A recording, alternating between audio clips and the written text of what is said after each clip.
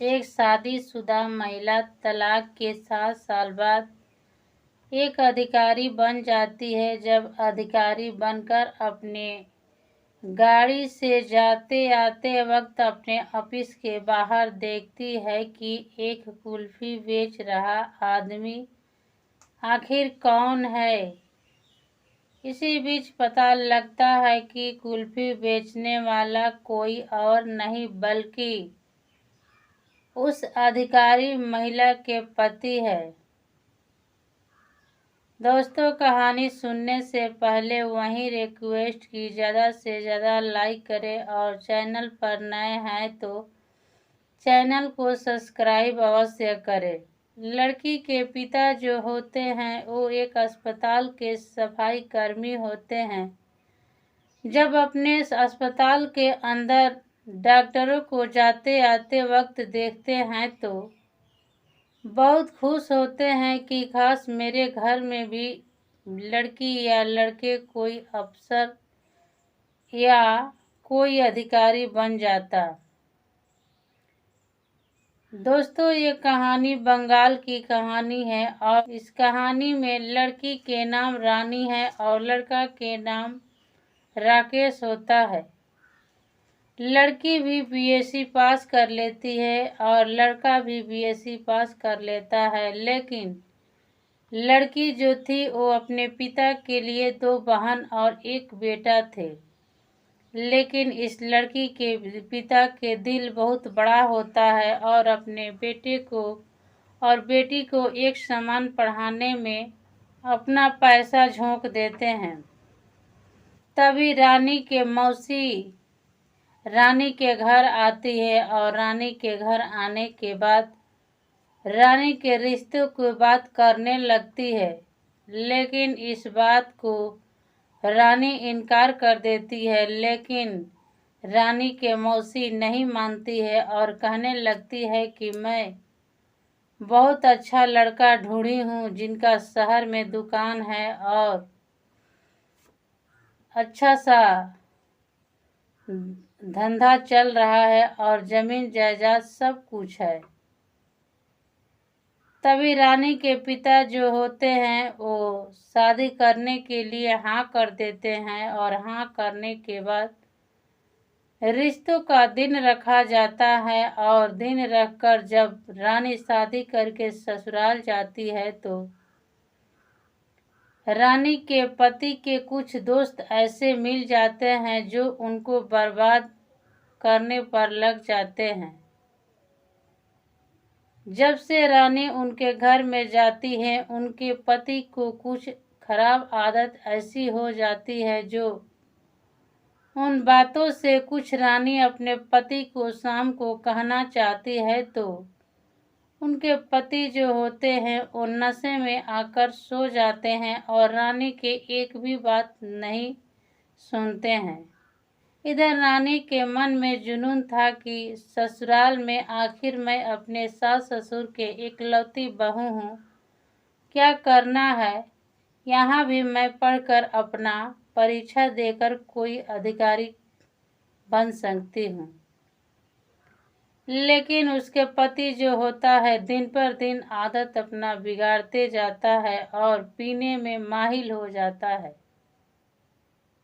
जब भी रानी अपने पिता ससुर से कुछ बात कहती तो उनके पिता अपने बेटे को सराहने के सिवा कुछ नहीं कहते थे। इसी तरह रानी और राकेश में दोनों में बता कही और झगड़ा 6 महीना तक चलता है।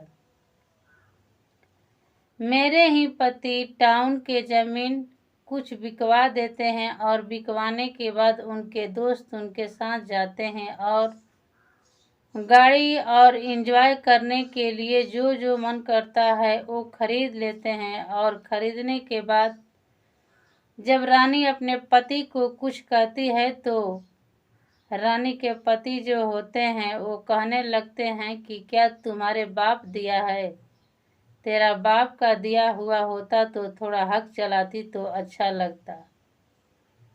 रानी इस बात पर बहुत दुखी होती है और अपने मन में डिसीजन ले लेती है कि आखिर इनके साथ मैं भी बर्बाद हो जाऊंगी और अपना कैरियर खराब कर लूंगी।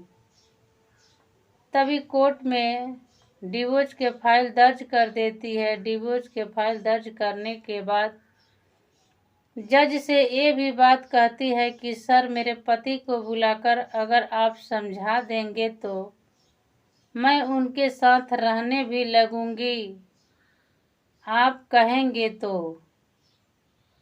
जज कहने लगते हैं लड़का से कि आखिर पीना खाना छोड़ दो और अपने पत्नी को स्वीकार करो और अच्छा से जिंदगी जियो। लेकिन लड़का इस बात को इनकार कर देता है। इनकार करने के बाद लड़की अपने घर आती है। घर आने के बाद 3-4 साल बाद बीपीएससी का परीक्षा देती है, उसमें पास आ जाती है। पास होने के बाद एक तहसील के अंदर कोई अधिकारी बन जाती है। अधिकारी बनने के बाद अपना अच्छा खासा परवरिश करने लगती है। इसी बीच अपने ड्यूटी पर आते जाते वक्त देखती है कि इतनी गर्मी में, इतनी धूप में एक मुंह ढका हुआ व्यक्ति कुल्फी बेचता है।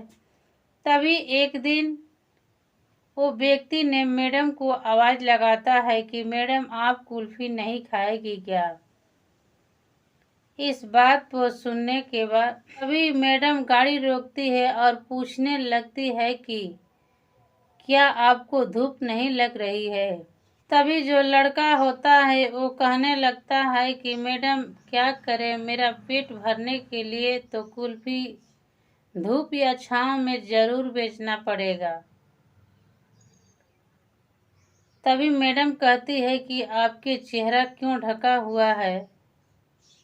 जब लड़का अपना चेहरा पर से गमछा हटाता है तो मैडम देखती है तो देखते ही रह जाती है और तभी अपना मास्क भी मैडम हटा देती है। हटाने के बाद जब लड़का देखता है तो पैरों तले जमीन खिसक जाता है और देखते ही रह जाता है। थोड़े ही देर में मैडम अंदर चली जाती है। अंदर जाने के बाद वहाँ के कोई स्टाफ से उस कुल्फी बेचने वाले व्यक्ति को अंदर बुलवाती है। अंदर बुलवाने के बाद पूछने लगती है कि आखिर कौन सी मजबूरी आ गई कि आप उतना धन दौलत रहते हुए आज कुल्फी बेचने पर मजबूर है। तभी लड़का कहने लगता है कि हमारे ही दोस्त मिलकर हमारा जबरन हमसे खेत रजिस्ट्री करा लिए हैं, जहां 10 लाख के बजाय 1 लाख देकर जबरन जमीन ले लिए हैं, संपत्ति हड़प लिए हैं। करूं तो मैं क्या करूं? और वो आज पैसे वाले बन गए हैं। इस बात को जब मैडम सुनती है तो उनको फैसला सुनाने के लिए कह देती है और कहती है कि सुकून से रहना और अच्छा से रहना, लेकिन अपने शरीर को ध्यान रखना।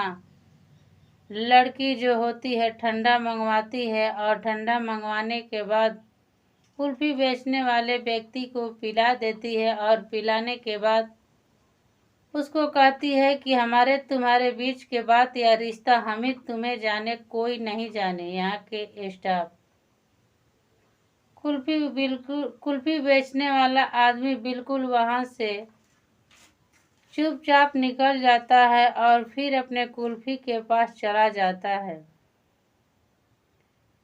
तभी अधिकारी महिला जो होती है उसके दोस्त जो होता है एक तहसीलदार होता है और उनसे बात करके अपने पति के जमीन को वापस करा लेती है। वापस कराने के बाद जब उसके पति उनके सामने आता है तो मैडम कहने लगती है कि कोई बात नहीं है, अब आपके प्रॉपर्टी वापस आ गया, अब खुश रहना और अच्छा से रहना। उसके तलाकशुदा पति जो होता है उस मैडम को हाथ पकड़ लेता है और हाथ पकड़ने के बाद कहने लगता है कि मैं तुझे छोड़कर नहीं जाऊंगा।